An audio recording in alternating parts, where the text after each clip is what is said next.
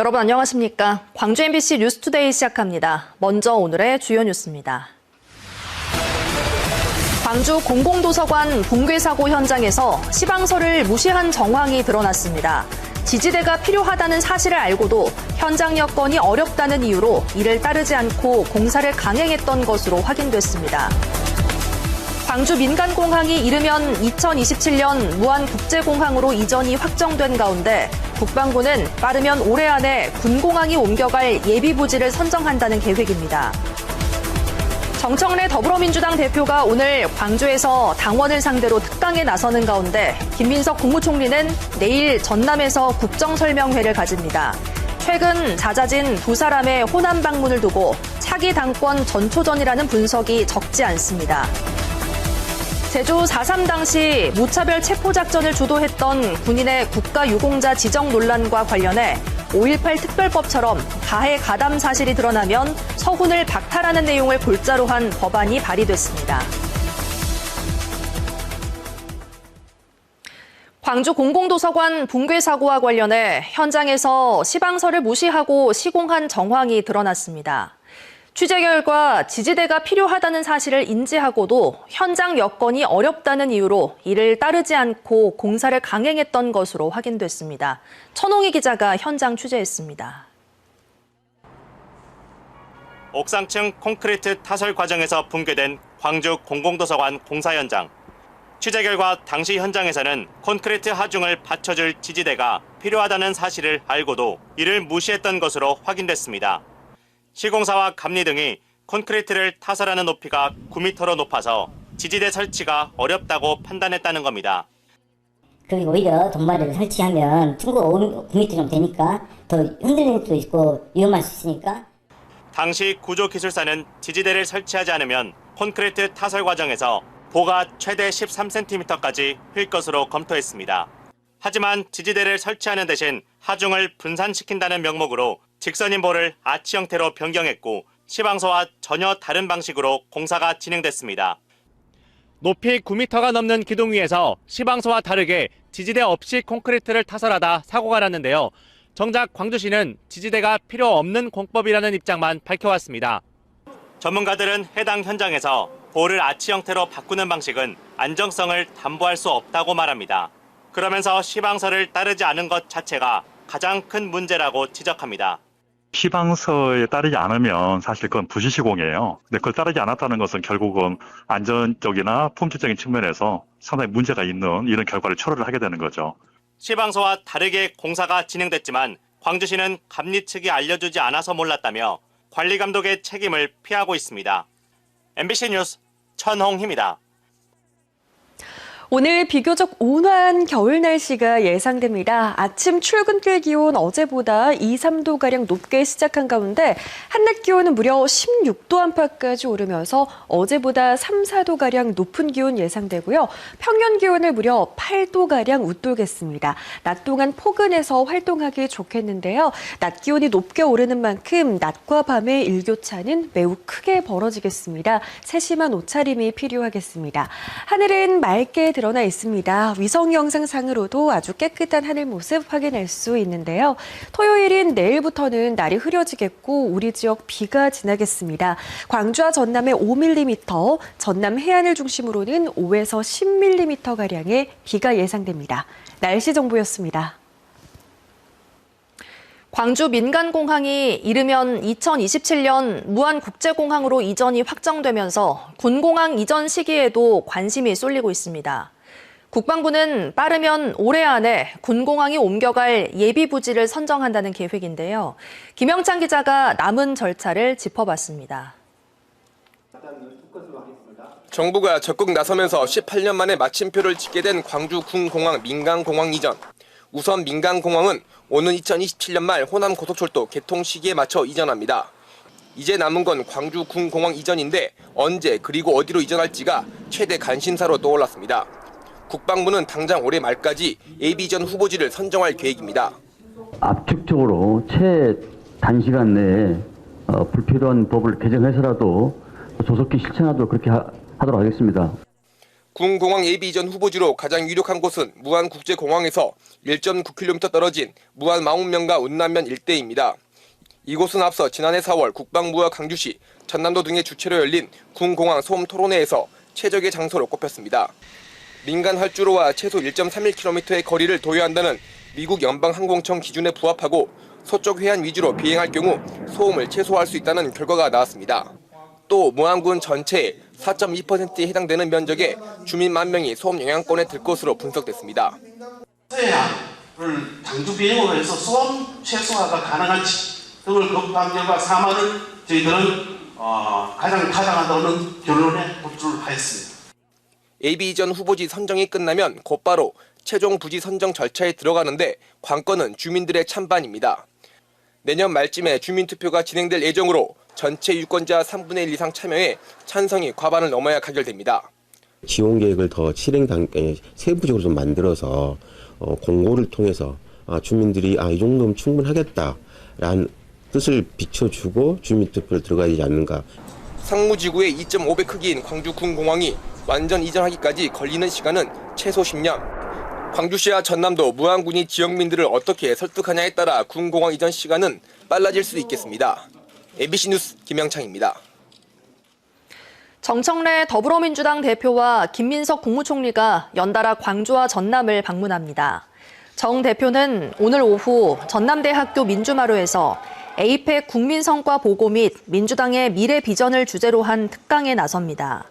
김민석 총리는 하루 뒤인 내일 오후 전남도청 김대중 강당에서 정부의 국정 기조와 현안, 그간의 성과를 공유하는 K-국정설명회를 개최합니다. 정청래 대표는 9일 만에, 김민석 총리는 보름여 만에 지역을 방문하는 것으로 최근 잦아진 두 사람의 호남 방문을 두고 차기 당권 전초전이라는 분석이 적지 않습니다. 전남의 해양수산산업 핵심 사업이 내년도 정부 예산에 대거 반영됐습니다. 국립김산업진흥원 설립 용역비 5억 원과 국립해양수산박물관 설계 용역 35억 원, 수산식품 수출단지 조성 179억 원 등 114건에 6,472억 원입니다. 특히 국립김산업진흥원 설립은 국가 핵심 식품산업인 김산업을 종합 컨트롤할 전담기구로 김종자 개발에서 기초연구개발, 수출까지 김산업의 전 주기를 지원합니다.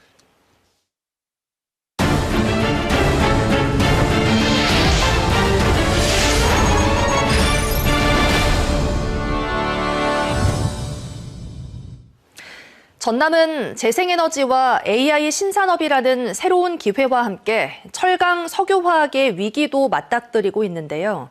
주철원 국회의원이 산업구조 전환과 전력망 해소, 그리고 민주주의 회복 이후의 시대정신이 중요하다고 짚었습니다. 보도에 박종호 기자입니다. 전남 동부권의 철강과 석유화학, 한때 산업의 쌀로 불렸지만 중국발 과잉공급과 경쟁 격화로 위기 국면이 길어지고 있습니다. 주철원 의원은 K스틸법과 석유화학산업특별법 통과로 토대는 마련됐다며 이제는 예산과 실행이 뒤따라야 한다고 강조했습니다. 한편 서남 해안의 풍부한 재생에너지를 기반으로 AI 데이터 센터와 국가 AI 컴퓨팅 센터, 인공태양 연구 등 대형 프로젝트가 이어지며 전남의 산업 지형은 빠르게 바뀌는 상황. 주 의원은 이 흐름의 관건으로 전력 개통망 포화 문제를 꼽았습니다. 전기를 생산해도 보낼 길이 막히면 신산업 유치 자체가 늦어진다는 겁니다. 제일 문제가 전남에 이제 포화된 전력 개통망입니다. 전기를 생산하면 전력 전선 통해 보내야 되잖아요. 근데 보낼 전선 여유가 없어요. 임시 방편으로 ESS 예산을 반영했지만 근본적으로는 전남 내부의 촘촘한 송배전망 구축이 우선돼야 한다고 말했습니다. 특히 AI 에너지 신산업이 직접 고용 효과는 크지 않더라도 연관 산업 유치로 좋은 일자리가 늘어날 수 있다고 내다봤습니다. 농어촌 소멸 대응책으로는 영농형 태양광 활성화를 제시했습니다. 농업 소득은 일부 줄어도 태양광 판매 소득이 농가 수입을 끌어올려 청년층의 지역 정착 기반이 될 수 있다는 겁니다. 그리고 비상계엄 선포 1년. 주 의원은 당시 국회로 달려가던 순간의 긴장감이 여전히 잊히지 않는다며 정치권의 책임을 거듭 언급했습니다. 국회를 모여서 비상계엄 해제하자 그래서 택시 타고 쫓아가다가 네. 보니까 막고 있어서 이제 담 넘다가 뭐 바지도 찢어지고 지금 생각해봐도 그때 생각하면 참 가슴이 아직도 두근두근 뛰고요. 내란 사태의 처벌이 더디다는 지적과 함께 특별재판부 구성 등 사법개혁을 통해 재발을 막아야 한다고 주장했습니다. 민주주의를 지켜낸 힘은 시민에게 있었다며 지역 정치 역시 풀뿌리 민주주의를 더 단단히 만드는 역할을 해야 한다고 강조했습니다. MBC 뉴스 박종호입니다. 한겨울 추위 속에서도 푸르름을 자랑하는 대표적인 채소 가운데 하나가 우리 고유의 채소인 부추인데요. 부추의 생산량을 늘려 농가 소득이 40% 이상 늘어난 곳이 있어서 들여다봤더니 그 비결은 친환경 미생물에 있었습니다. 보도에 이재원 기자입니다. 부추 수확을 앞두고 있는 한 시설 하우스입니다. 한겨울에도 푸르름을 뽐내는 부추잎은 볼펜 두께의 건강함도 자랑합니다. 다른 밭에서는 흔히 나타나는 토양 염분도 사라져 땅에서는 싱싱한 이끼도 함께 자라나고 있습니다. 10년 동안 미생물을 꾸준히 활용한 결과입니다. 염류 집착이 우선 안 된다는 거. 그다음에 그 병충해라든가 이런 것들이 현저하게 줄어든다는 거. 그다음에 작물의 품질이 좋아지고 수량이 많이. 미생물을 활용해 부추를 재배하는 농가는 승촌과 대촌 일대에서 모두 10여 곳. 개인당 3만 제곱미터가 넘는 하우스에서 부추를 재배하는 농가들은 1년에 12번씩 미생물을 공급하고 있습니다.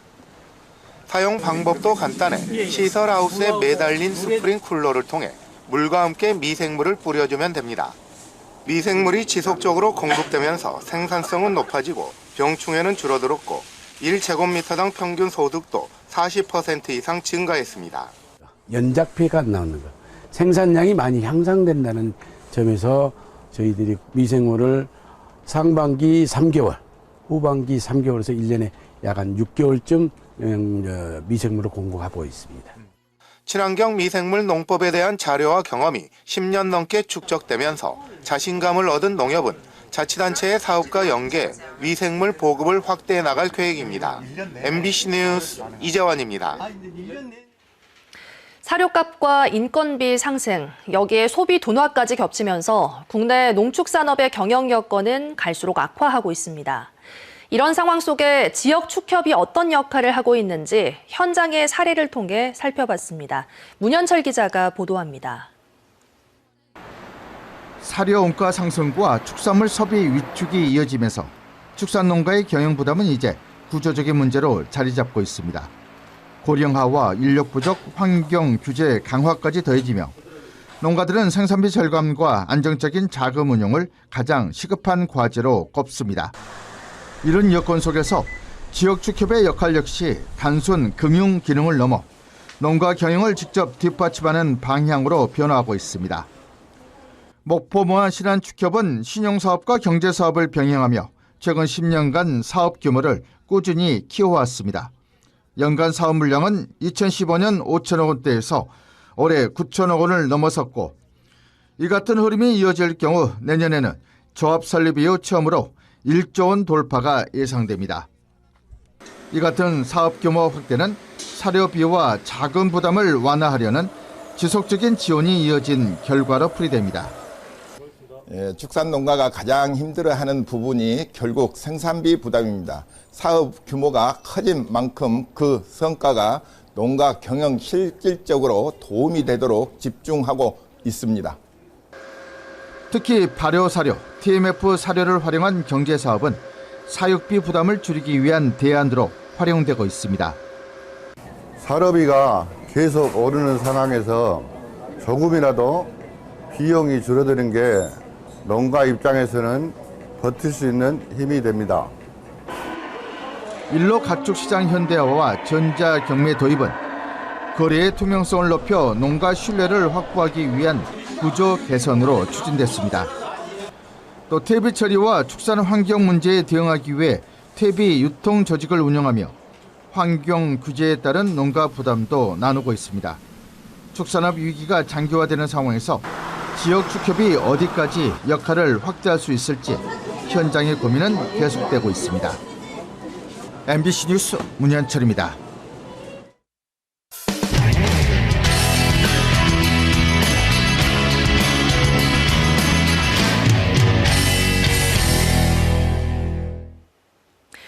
경남 고성에서 전멸 신호등으로 운영되던 교차로에서 자전거와 학원 차량이 충돌하면서 하교하던 중학생이 숨지는 사고가 있었습니다. 통항도에 설치된 전멸 신호등 관련 규정에 문제는 없었는지 MBC 경남 이선영 기자가 취재했습니다. 서행을 의미하는 주황색 신호등이 깜빡이지만 차량들이 빠른 속도로 달려갑니다. 잠시 뒤 자전거를 타고 하교하던 중학생과 학원 차량이 충돌하는 사망사고가 발생합니다. 정지 또는 회전 신호가 있었다면 사고를 막을 수 있었을 거란 아쉬움이 남습니다. 사고 장소는 20년 넘게 상시 전멸등으로 운영됐던 곳인데 사고가 난 이후 현재 정상 신호로 바뀌었습니다. 교통량이 적고 별다른 사고가 없어 전멸 신호로 계속 운영됐다는 겁니다. 하지만 해당 삼거리에서 10여 년 동안 12건의 교통사고가 났고 그중 7건은 중상자가 발생했습니다. 연간 교통사고 3건 이하, 중상사고 1건 발생 시 재검토라는 기준이 있지만 제대로 지켜지지 않은 겁니다. 교통량 측정도 없었습니다. 저희들 입장에서는 아직 관리가 없었습니다. 일단은 저희들의 예산이 좀 부족하기 때문에 전멸 신호 설치를 위한 기준을 따를지 여부는 권장 사항이어서 책임을 묻기도 어렵습니다. 잘 지켜서 설치를 하거나 운영을 하고 있는지 일일이 확인하거나 그런 건 아닌 거죠. 그냥 이건 하나의 권고사항일 뿐인 거죠. 네, 권장사항입니다. 인근 도로 상황은 어떨까? 도로 곳곳에 빨간불과 주황불이 깜빡이는 전멸 신호등이 설치돼 있고 차들이 빠른 속도로 달립니다. 신호에 따라 서행을 하거나 일시정지하는 차들은 거의 없습니다. 어린 학생들이 다니는 초등학교 앞과 고등학교 후문에도 전멸 신호등이 운영되면서 차량들과 학생들이 위험하게 뒤섞이기도 합니다. 오다가 갑자기 이렇게 가고 있었는데 갑자기 이쪽으로 와가지고 마치 앞으로 딱 지났어요. 현재 경남의 전멸 신호등은 2,000여 대, 전국에는 15,000대가 넘습니다. 이제 전멸등을 설치해야 될 곳과 설치해서는 안 될 곳을 엄격하게 재분류해서 교통사고가 빈발해지는 빈도수가 높아지는 곳에서는 일반 신호등으로 반드시 설치해야 될 것. 원활한 교통을 위해 설치한 전멸 신호등. 안전까지 갖추려면 세밀한 기준 마련이 필요해 보입니다. MBC 뉴스 이선영입니다. 이상기후가 더 자주 발생하면서 농업 현장에서는 보다 정확하고 빠른 기상 정보가 절실해지고 있습니다. 최근 반경 30m 단위로 지역별, 농장별 상황에 맞는 기상 예보를 제공하는 서비스가 전국으로 확대돼 눈길을 끌고 있습니다. 안동문화방송 김건엽 기자입니다. 올해 수확을 마무리하고 내년 영농을 준비하고 있는 복숭아 재배 농장입니다. 매일 아침 스마트폰으로 농업 기상재해 조기 경보 앱을 확인하고 있습니다. 농장별 기상 상황을 예측해 제공하는 정보 덕분에 냉해 같은 피해를 피할 수 있었습니다. 기상청에서 발표한 것보다 한 2도 정도가 우리 과수원이 좀 낮아요. 1, 2도 차이로 나무가 얼어 죽기도 하고 병 같은 것도 많이 올 수 있고. 기상청 예보는 사방 5km 단위로 제공되는 것에 비해 농업 기상재해 조기 경보 시스템은 반경 30m 단위로 잘게 쪼개 기상 정보를 제공합니다. 같은 마을이라도 고도와 지형에 따라 기온차가 나는 지역 특성에 맞게 더욱 정밀한 기상 정보 제공이 가능합니다. 기온과 강수량, 습도 같은 기상 정보는 물론 고온이나 홍수해 등의 재해 위험을 최대 9일 전에 제공하고 농작물 관리 대책까지 인터넷과 모바일로 제공합니다. 의성군을 비롯해 그동안 시범지역에만 제공되던 것이 이제 울릉도를 제외한 전국으로 확대 서비스됩니다.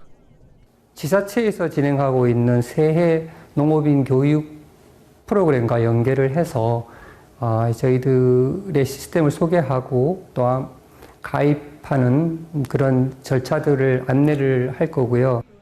농촌진흥청은 전국 확대와 함께 적용 대상 장목을 더 늘리고 인공지능 같은 최신 기술을 활용해 예측의 정확도도 높일 계획입니다. MBC 뉴스 김건엽입니다. 제주 4.3 당시 무차별 체포작전을 주도했던 박진경 대령의 국가유공자 지정 논란이 계속되고 있습니다. 유공자 지정의 근거가 된 무공훈장을 취소할 수 있을지가 쟁점으로 떠올랐는데요. 국방부는 서훈 취소를 위한 자료 검토에 나섰고 서훈을 바로잡기 위한 법안도 발의됐습니다. 제주문화방송 박현주 기자의 보도입니다. 4.3 당시 제주 주둔 구연대장으로 부임해 무차별 체포작전을 지휘했던 박진경 대령. 강경 진압에 반발한 부하 군인에 의해 암살됐고 사후 2년이 지난 1950년 전투 중 숨진 전몰군경으로 분류돼 을지 무공훈장을 받았습니다. 국방부는 유공자 지정의 근거가 된 이 무공훈장 서훈을 취소할 수 있는지 살펴보기 위해 과거 자료들을 검토하고 있습니다. 1950년에 서운된 것이기 때문에 사실 지금 자료 확인이 어려운 것은 사실이고요. 유관기관과 계속해서 소통해서 협의를 해나갈 예정입니다. 제2의 박진경 논란을 막기 위해 잘못된 서훈을 취소할 수 있도록 하는 4.3 특별법과 상훈법 개정안도 발의됐습니다. 지금은 공적이 거짓으로 밝혀지거나 형이 확정된 경우에만 서훈을 취소할 수 있는데 4.3 특별법에 오로지 4.3 진압이 공로로 인정돼 받은 상훈은 취소하는 조항을 추가하자는 겁니다. 국가폭력 가해자를 미화하는 이러한 부분에 대한 철저한 예방적 차원에서 제도 개선이 필요하다. 4.3 진압 공로로 받은 서훈을 취소하고 훈장을 환수할 수 있다는 조항을 신설했고요. 이미 5.18 특별법에는 5.18 민주화운동 진압으로 받은 상훈은 취소할 수 있다는 조항이 있습니다. 이 조항을 근거로 2006년 전두환 노태우 전직 대통령을 포함해 5.18 가담자 83명의 서훈이 취소됐습니다. 소급 적용도 가능해 2018년에도 5.18 진압 관련 군인 7명의 서훈이 추가로 취소됐습니다. 4.3 당시 강경 진압에 앞장선 인물이 국가 유공자가 될 수 있는가에 대한 지역사회의 분노가 큰 상황. 70여 년 전 벌어진 국가폭력의 책임과 잘못된 역사 왜곡을 바로잡을 수 있을지 주목됩니다. MBC 뉴스 박현주입니다. 광주시 전현직 인권 옴부즈맨들이 윤석열 방어권 보장 논란과 관련해 안창호 국가인권위원장의 사퇴를 촉구했습니다. 이들은 성명을 내고 12.3 비상계엄 당시 인권위의 침묵과 판단이 인권기구의 독립성과 신뢰를 훼손했다며 안 위원장에게 책임을 물었습니다. 그러면서 국가인권위원회법 개정과 인권기본법 제정을 통해 정권에 흔들리지 않는 인권보호 체계를 마련해야 한다고도 강조했습니다. 국가조사와 사법판단을 통해 허위로 확정된 5.18 북한군 개입설을 사실인 것처럼 반복 전파한 스카이데일리 외부 필진들이 고발됐습니다.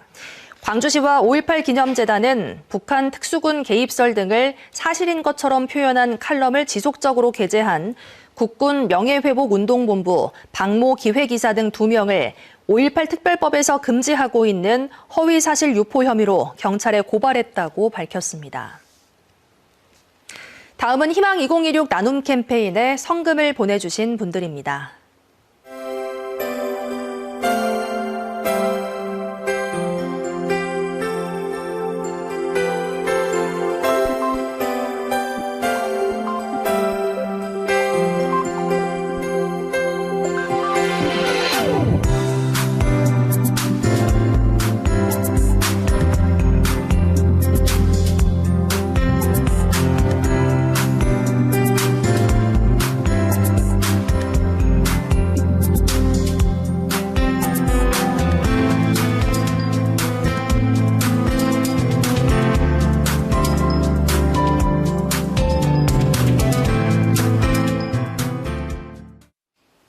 오늘 비교적 온화한 겨울 날씨가 예상됩니다. 광주의 오늘 출근길 기온 어제보다 2, 3도가량 높게 시작했고요. 한낮 기온도 16도 안팎까지 오르면서 어제보다 3도가량 높겠고 평년 기온을 무려 8도가량 웃돌겠습니다.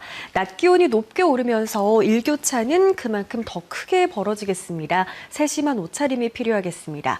날은 종일 맑겠습니다. 현재 하늘 모습 보시면 위성 영상상으로도 깨끗한 하늘 모습 확인할 수 있습니다.